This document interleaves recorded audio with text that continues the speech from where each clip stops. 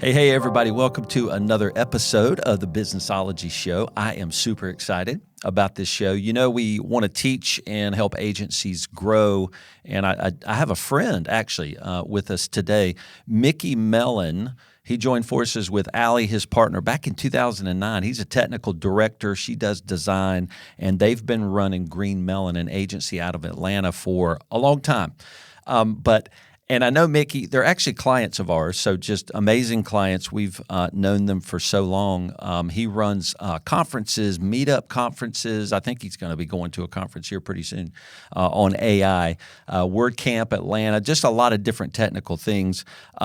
Really cool, though, is that he blogs every day and has for many years, and it just blows my mind. So I'm going to ask him about that. So I'm super excited to have Mickey Mellen on the show. Mickey, welcome to the Businessology Show. Hey, thanks, Jason. So good to be here again. Yeah, very cool. And I'm excited. You're going to let me be on your podcast too, coming up pretty soon. In a couple weeks, yeah. I think that'll publish in March of 2024. So whenever people are listening, that's when yours will be on there. Very cool. Well, awesome. Well, Mickey, you and I both, we love to read. We love to take in knowledge. I'm just super curious. I know you are. I just want to listen and hear as many things about everything, really. So I'm curious about anything and everything. So is that why you blog every day? Why do you blog every day? So a couple things just to make sure we're clear here. So I publish every day. I don't necessarily write every day. Okay, no, that makes sense. That matters, I would love to. Right? It does. People like Seth Godin, I think he writes every day. And I want to get to that point, but for now I can't. So I will write 2 or 3 posts one day, nothing the next, but I'm able to publish every day then. Okay. And then, a big thing for me, like we talk about reading, I read a lot. The challenge I was having, and I will get more into this later, is I would read a book and it's fantastic. And I'm like, Jason, you have to read this book I read last month. It's great. And you'll say, what's it about? I'm like, it's great. It's great. I don't remember much of it, but it was great. And so I want to actually take lessons from these books and apply them to the company and to my life. And so just more ways I can touch that content over and over again will get my silly brain to start remembering some of it eventually. Yeah, very cool. Well, how long have you been publishing every day? About 3 years. Okay. I mean, my first post will be 20 years old in a couple months, but if you go back to the early posts, it was weeks or months between posts. Had a brief spurt in like 2017 where I wrote every day for, I don't know, a month or two, but that didn't last. I was doing it for the wrong kind of reasons. Not wrong reasons, but I was doing it for SEO and trying to, and that just got tiring. So now I blog for myself. If you read it and get something out of it, cool. But I'm doing this for me. I'm a very selfish blogger. So trying to make myself smarter. And if other people pick stuff up, awesome. Yeah. Well, I think, I've been following your blog a long time. I get them every day in my email, which is really cool. Nice. And recently you tweak it, right? Recently you started summarizing. On Sundays, you would summarize the content for the week, right? Which really helps me. And it helps me too, though. It gets me to touch those posts again and again, trying to just have more and more times I see the same content over and over to slowly remember it. So yeah. So so you're really you've figured out you're just a deeply curious person. You want to know just a lot about the world, and so the post. How would you summarize what you write about? Like it really is across the board, but how would you describe what do you write about generally? Things that I find interesting, like a couple of days ago, I wrote about the fundamental attribution error, which is something I've heard about, but like I don't really know what that is. So I should probably dig in and see what it is, and that's what that means. And then so I wrote about it just to force me to dig in and write about it, and then to clarify those thoughts. Because I think journaling, if someone journals every day, I think that's just about as good. I mean, journaling daily is fantastic, but blogging makes me take it a step further. Because I think with journaling, you can kind of get your thoughts out and be done.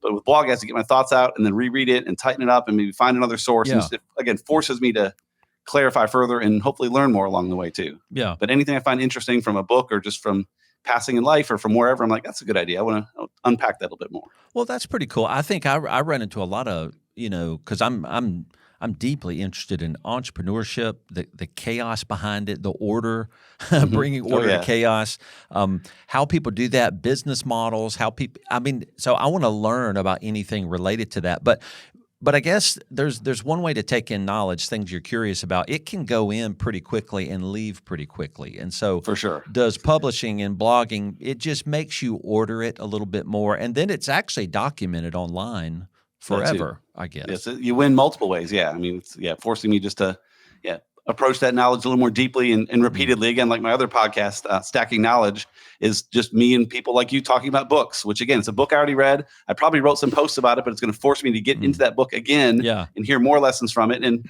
in that case, pick up probably some pieces from you that I didn't catch the first time. And so I have a number of other book clubs I'm in just to force myself to go back to these books again and again and again to slowly remember and make use of what I learned from them. Yeah. Well, it's cool when you asked me, you sent me the list of books you've read, which was a little daunting, honestly. I'm like, well, crap. Well, I do that so that way there's hopefully a couple that everyone has read. And like, oh yeah, I've read that one and that one. And they can, I don't want to force my guests to read a new book just to be on the show. I'm hoping that they find one they already have. So, well, that was good because I could look through your 3 or 4 pages of books you've read recently, and I went, oh, I don't have to sound like an idiot. I've read that one. I can actually talk about it. So, and that's one I read years ago. So it's forcing me to get back into my notes again and look at summaries. And again, exactly what I want it for is to force me to get back into it, where otherwise that would have sat on my shelf for another few years and I wouldn't have gotten anything from it at this point. Well, it's cool. It's forcing me the same thing. You're going to have your guests kind of go back and revisit a book that they're getting into. So can you so tell me how you publish every day, kind of what, I don't know, Mickey's weekly schedule.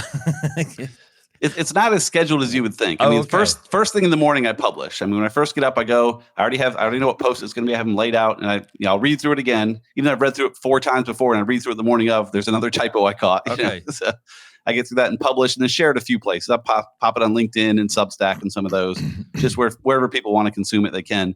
But then writing just comes as it comes. I think a lot of it in the evenings, some on the weekends, but just whenever I have a few minutes, I'll sit down and I have a whole list of, I think I have like 30 blog post ideas just sitting in my Obsidian right now that I'll look at it and say, that one looks interesting. Let me unpack that one more.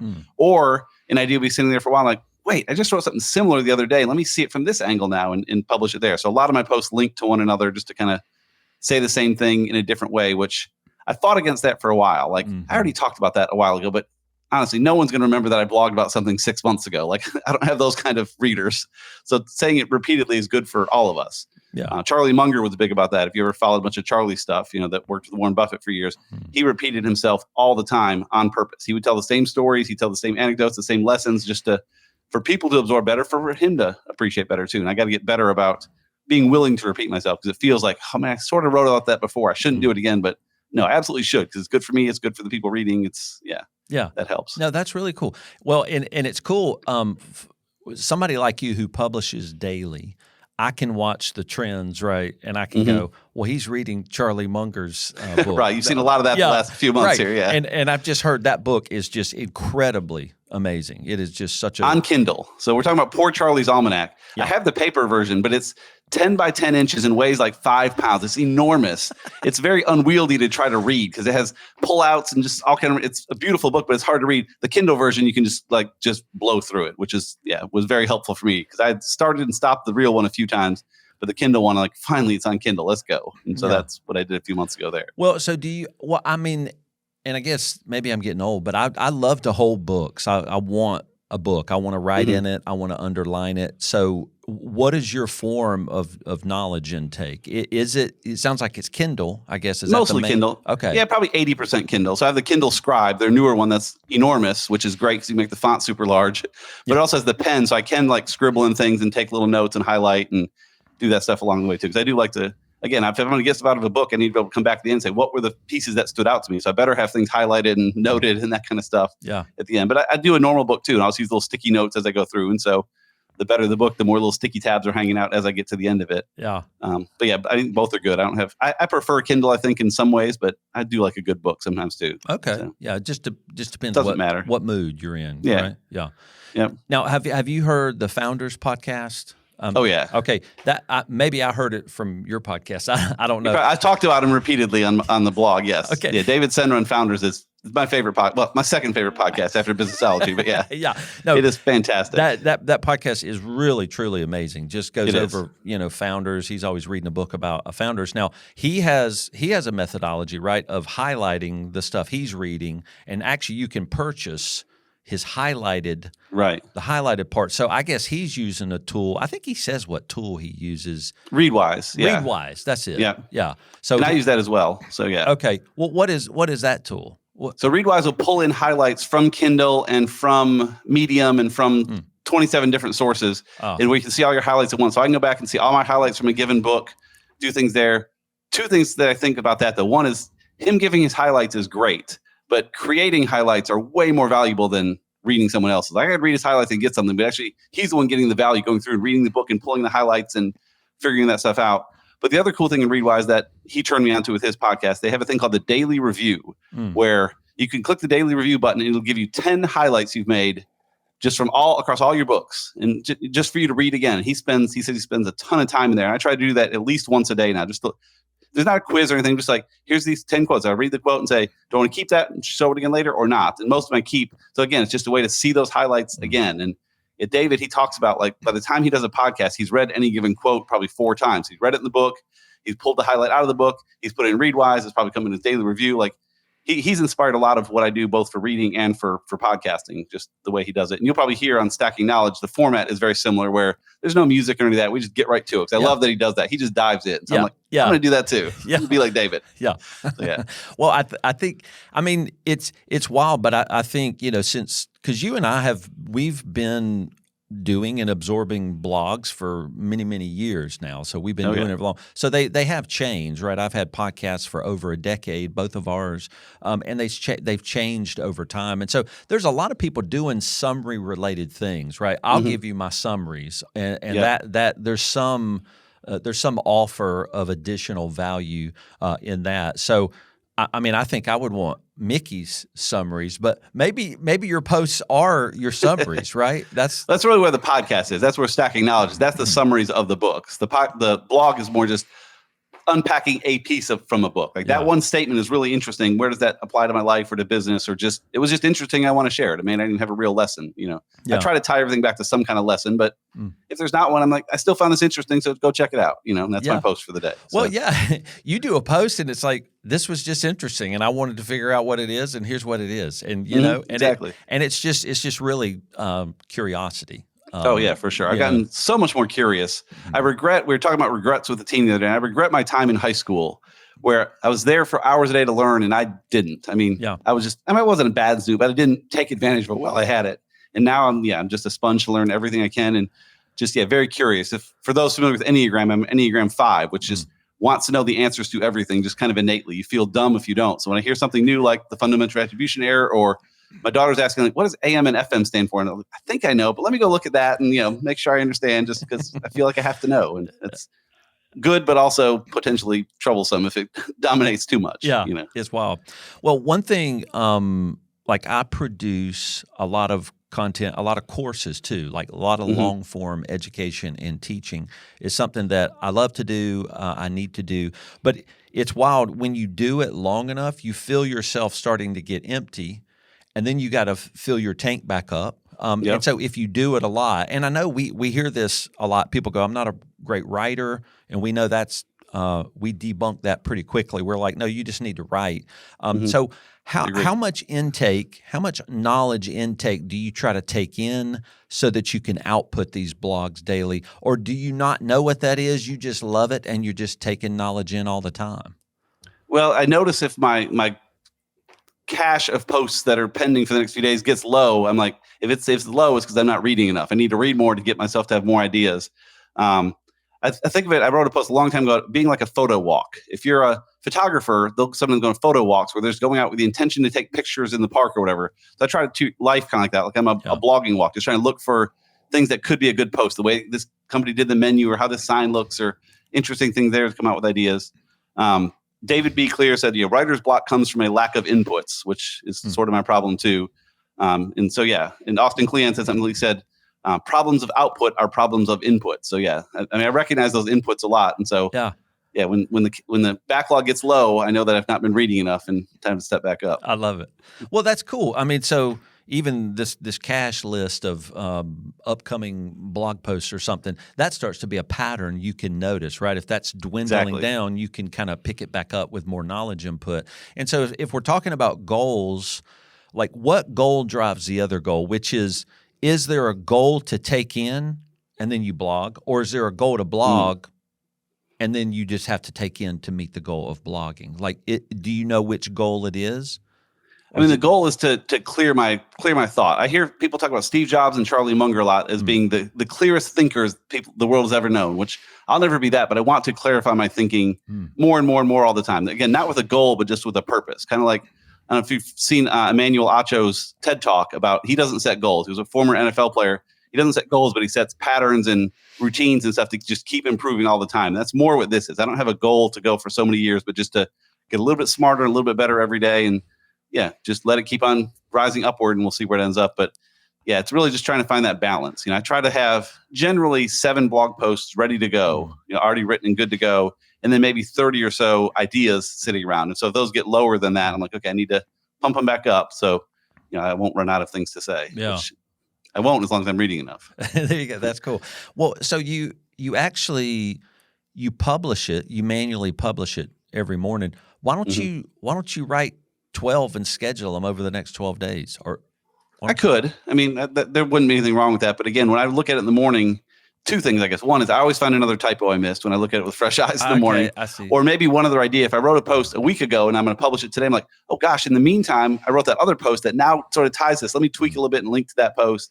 But then also I like to go share it too. I'll post it on LinkedIn. I'll post it on Medium and Substack and some of those. And I guess I could automate all that stuff, but it takes 10 minutes just to go through, read it again, publish it a little bit, make sure I don't have any other comments to respond to from previous days. And yeah, again, I want to automate less, especially when it comes to this. The automation can be great, but even in our agency, we try to automate a little bit less just because we're not selling 10,000 widgets. We're trying to have real communications and relationships with people. And I want to have the same kind of relationship with what I'm writing. I don't want to automate it out. I want to be in there. I want to see the same quote over and over again.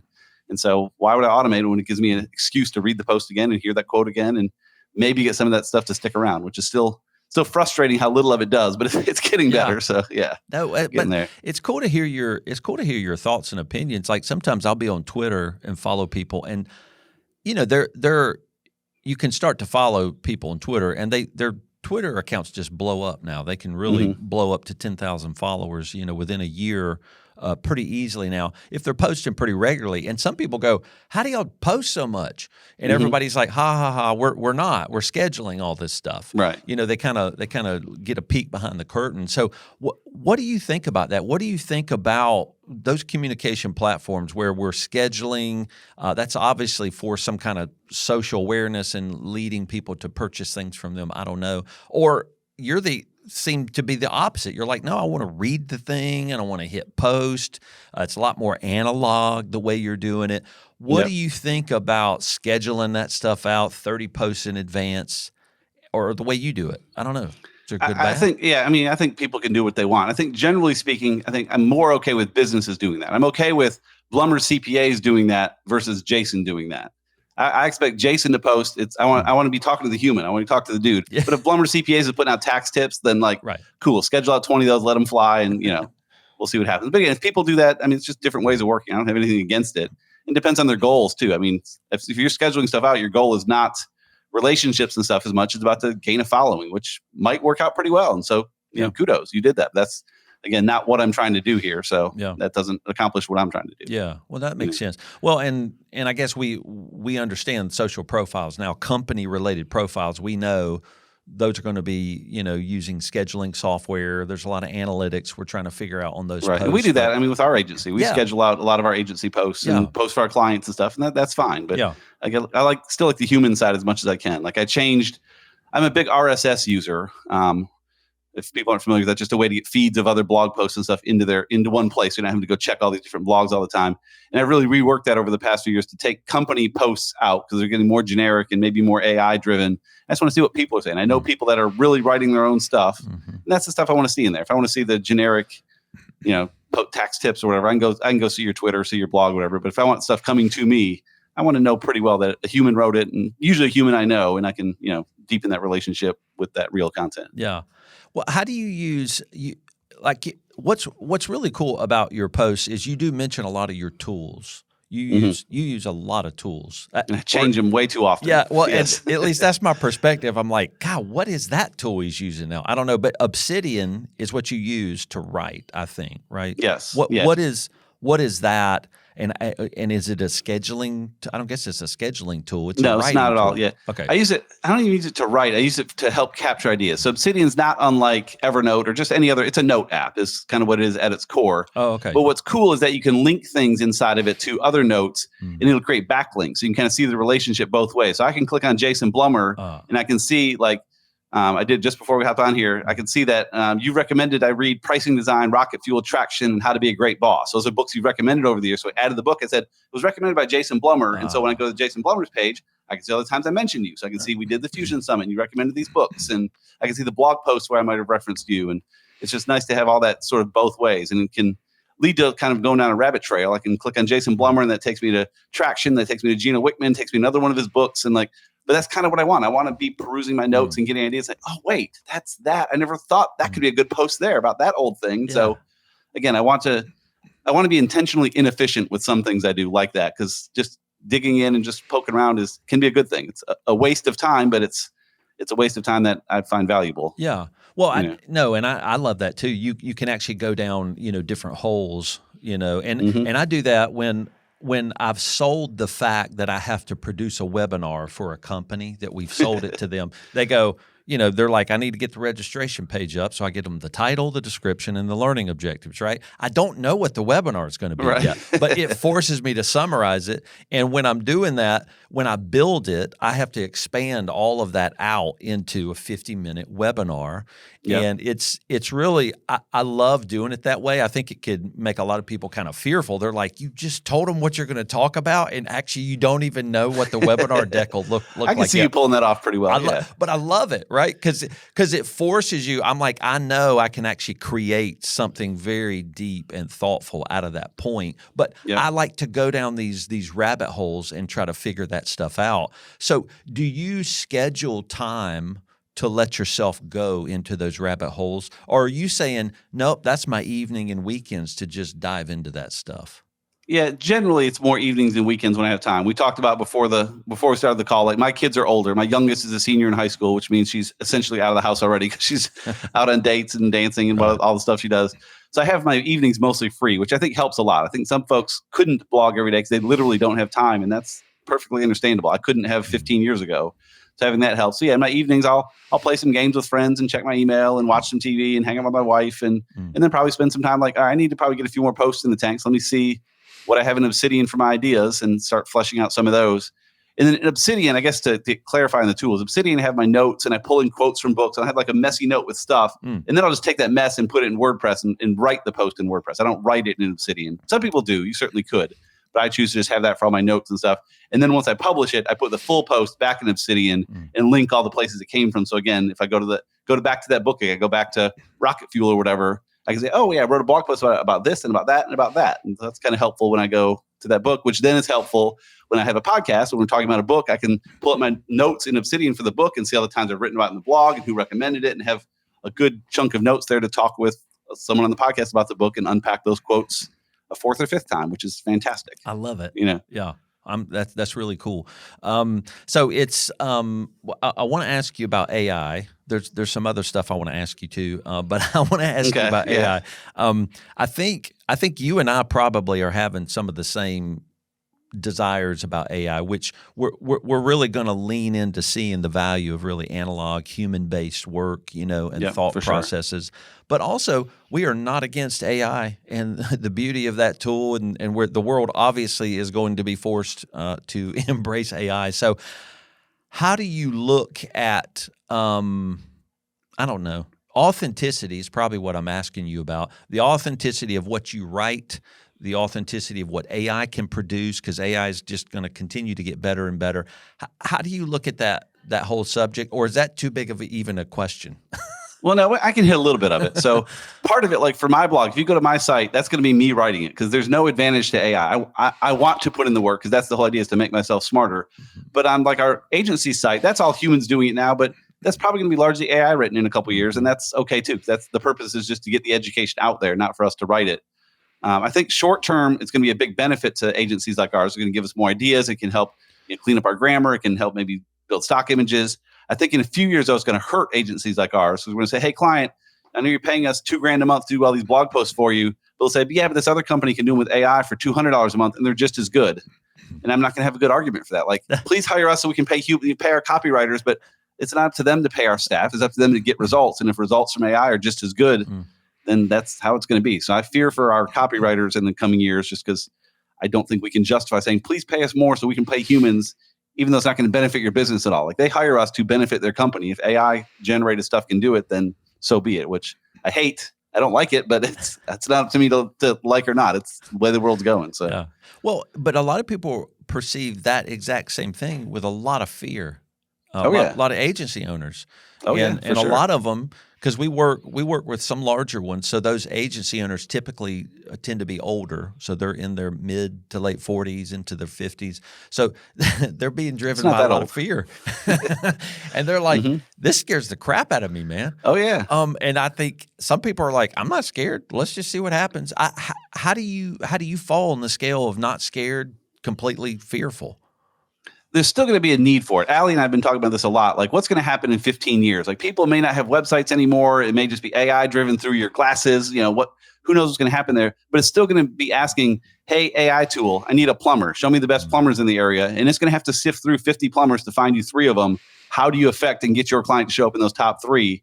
Whatever the technology is, so that's where we can still show value to our clients. It's like, hey, AI is taking over. We don't have a website, whatever it is, but we know the tools and techniques to get you to show up when people search for you or search for plumbing on their glasses or whatever they're doing at that point. So there's still that, but it does make me nervous because anything with AI, you can kind of take to whatever degree you want, and it's going to happen. Like, I've seen tools already where you can say, hey, AI, make me a marketing plan for this kind of company. So it's cool. Here's your marketing plan. And then you can say, now go do it. And most of those tools don't work well, but they're getting to the point where, sure, it'll write some Facebook posts. It'll go publish them for you. It'll write some blog posts and publish them. And it just could do it all. Like, it can run your whole business for you. And it's horrible right now. It doesn't really work. But in 5 years, it's going to be better. And in 10 years, maybe it's going to be perfect. Say, hey, I run a CPA firm. I want to do more work on social media and blogging stuff. So go do it. So it'll do keyword research for you and write the topics. And then it'll go to Facebook and publish them and write your blog posts and publish them. Like, you won't have to do a thing, and it'll be pretty darn good. Yeah. So what does that world look like? And that scares me a little bit because I don't know really what will be. But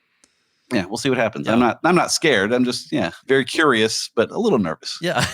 Well, it's the same in our industry. They're building tools. Well, they'll pull in all of the financial data from that client into their tools safely right behind that wall, and then they're using these open AI's API. I guess. Right. Yep. And the query ability, pull that in to query the financial data set of their client, which is kind of behind the scenes, and it's spitting out pretty amazing analysis of the financials and the history and the patterns of that company. And it's like, and some of these tools are even launching that AI bot out to the client and saying, "Here's your financials. Oh, and here's a little query tool." And it's just like, you go, that's a little scary. Yeah, it should be. I mean, I think it's the same thing for you that I just said for us. I think in the next few years, you're going to be more valuable to us than you've ever been because you'll be able to do so much more with AI. But then a few years past that, why can't I just do it myself? So, and we'll see. I guess say a few years. A few years could be 3 or it could be 10. I mean, it's so hard to know the timing of this stuff. But short term, when I'm talking to you and your team, it's going to be fantastic. You're going to, we whipped up this whole tool and this chart and just AI built us all these great things to show you. But then what happens, 5 years after that when, I could just say, hey, QuickBooks, tell me about last month. And they'll say, here's all the stuff you need to know. Here's charts. And, and that'll be interesting. Yeah. So, and we'll be like, Mickey's like, hey, we might not need those meetings anymore. Intuit told us last week. I prefer just to talk to Intuit directly. Yeah. Oh my gosh, this is crazy. Well, I want to turn a little bit of our thoughts because I love the economy. Just diving into the economy, reading about the economy. I love anything complex that I can't understand.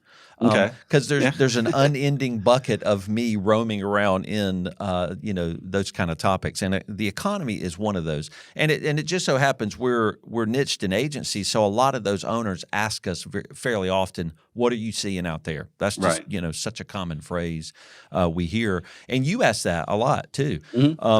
And you and I have kind of had an interesting email exchange on that. There's some things in that email. I don't know what you want to share, but do you want to kind of open up and kind of talk about that email exchange, and then we can kind of. Yeah. So I've heard from you and from others that last year was a pretty tough year for a lot of agencies, and I've heard that from. I haven't heard it from other agencies. I've heard it from other sources, like on Facebook. I'll see groups talking about it. But ourselves and other agencies that we know all had fantastic years last year. So I'm trying to figure out what the difference is there. And I think, and you would probably have a better answer, I think size is probably part of it. As agencies go, we build websites that are maybe around $20,000, $25,000 on average, which sounds like a lot. And well, it is a lot. But there's a ton of agencies that don't start websites for under $200,000. Right. I think that's maybe where they're having more issues, where the actual economy metrics the last couple of years, despite what you hear in the news, have been pretty good. I mean, all the numbers you look at have been pretty solid. So small companies are healthy and they're buying stuff, but big companies, I think maybe are still a little weary of what's coming. We have an election coming. What's going to happen? I don't want to invest $200,000 in 2 years of work into see what happens versus someone that's building a website in 5 months for 20 grand. It's like, yeah, it's been a great year. We got the money. Let's go. But is that kind of what you're seeing too? The bigger is the bigger problem? Well, yeah, that can certainly be part of it, because the bigger those bigger companies are, they have to succumb to market forces a lot more than just smaller entrepreneurial companies like ours. You know, that's where you get to know a client and you invite them into your firm. That's kind of how you guys probably work with your clients too. We're also seeing some, if our agencies have niched incorrectly, not incorrectly, but if they're niched into a part of the market that struggled, they're going to struggle deeply. But some of them, not even knowing the troubles of the economy that were coming up, 5 or 6 years ago, they may have niched into some kind of biomedical, and they're blowing up. Right? They're doing great because they just happen to be in an industry that really is expanding. Luck plays a big piece of this, I think. Yeah. There's a lot of luck of the agencies you've chosen, and we had an okay year, but a lot of our clients were struggling too, and it's because we're niching in agencies, which are really, we call them the tip of the spear in the economy, right? So if an economy starts to dip and struggle, agencies are going to hit that first because people are going to start cutting those costs first, and so that's going to affect us in our firm as well. So a lot of it depends on niching too in a certain part of the market. But you guys niche pretty well in services too. So y'all have been super intentional and very successfully intentional about niching in a certain kind of service, which is not a part of a market, but it's a part of serving a market. That's worked out well for us. Yeah. Again, lucky, but yeah, we'll take it. We'll take the luck. So yeah. Well, I get it's wild, right? We read books by, Steve Jobs, and we're like, what part of what he did was luck and hard work? And y'all worked your butt off. So, we worked hard, but there's still luck involved. Like when COVID first hit, we knew 2 different agencies near us that went out of business almost instantly because one was only served restaurants and the other one only did trade shows. And I mean, those were fabulous businesses to be in until March of 2020, and then it was just literally they had 0 clients. Yeah. And so again, it's just there's luck involved, and they both rebounded now to some degree. But they laid off most of their staff, and it was tough, and luck happened to just hit them funny. Yeah, so. Yeah, and that's just the way it is. So I don't know. We'll see. I think. What are you hearing about 2024? We're hearing certain things too. See, that's where it gets interesting. I'm more curious what you have there because I don't follow the current economy much. I try to in terms of politics. I don't want to get into politics so much. I like to be well informed on that. Like I volunteered to be a poll worker this year because I know there's going to be arguments about the rigged votes and all that garbage. So at least if I'm working the polls on election, I have a better understanding of how it works and can speak, pro or con there. And same with the economy. I don't follow it too much because much of what I learned about it is from books, which again is not talking about this year. It's just talking about how it works in general. Like Charlie Munger, I've learned a lot about how that stuff works from him, but that doesn't tell me what Q3 2024 is going to look like. The only thing I'm really seeing is that all the economic numbers right now seem fantastic, but there's an election coming soon, which is going to affect things big time one way or another. And I don't even know how to make sense of that. So we're just trying to keep building our recurring revenue and have more of a padding in there and keep more in the bank and just all the things we should be doing anyhow. You know, it's working well for us. That's right. Well, so a lot of the clients we work with that do when they get to a certain size and they start holding cash, right? 3 to 4 months of cash. Sometimes, they're pushing up to 6 months, average operating expenditures in cash.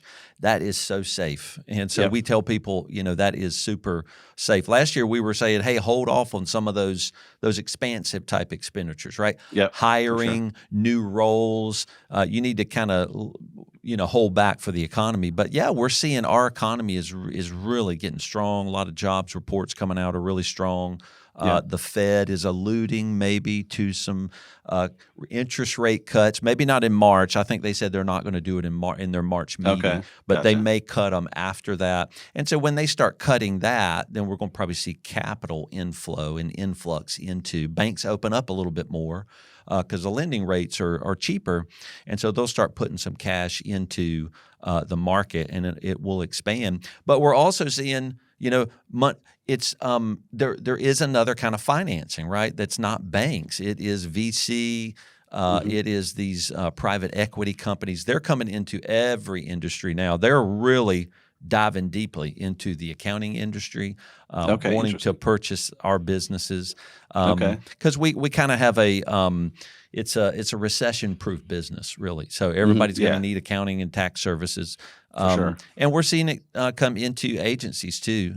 So funding probably will pick up, and that'll kind of spur the economy a little bit. But yeah, I think an election year it blows everything up. Makes it interesting for sure. It does. So. Yeah. Are you hearing VC and capital, PE, private equity money coming to agencies or anything like that?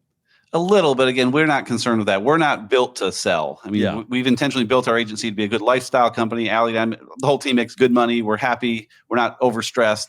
But if you want to sell, you got to be less happy and more stressed, I think, to grow quickly and be prepared to sell. So, I mean, that's not something we really look at too much, just because there's almost a 0% chance we sell in the coming years. Maybe 10 or 15 years down, who knows? But so I'm not even that concerned with it. But I do seem to see more of it. In Atlanta here, I've noticed a few of our friends that are in agencies have all kind of like clumped into a few bigger ones in a couple of cases, with 3 or 4 agencies come together.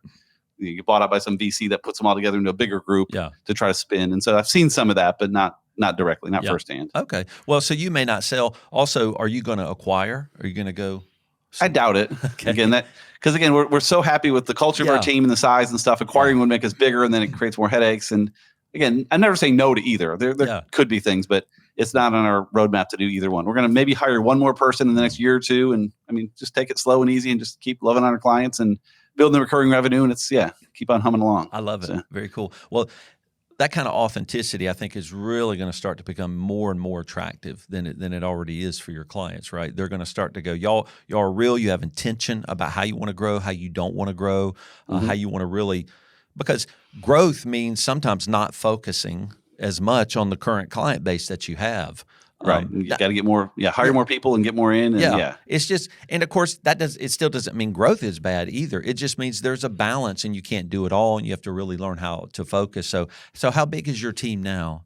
So we're a team of 9 now, Allie, myself, and 7 others. And I've heard largely if you get to about 12, you kind of have to jump to 20. I've heard that from a number of folks. You got to add some middle management, you got to get some HR, you got to I don't want to do that stuff. So we'll get to maybe 11 and stop there.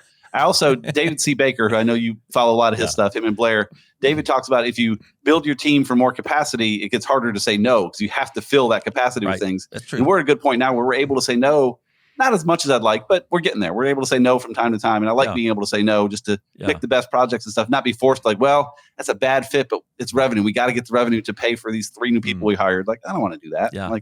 So yeah.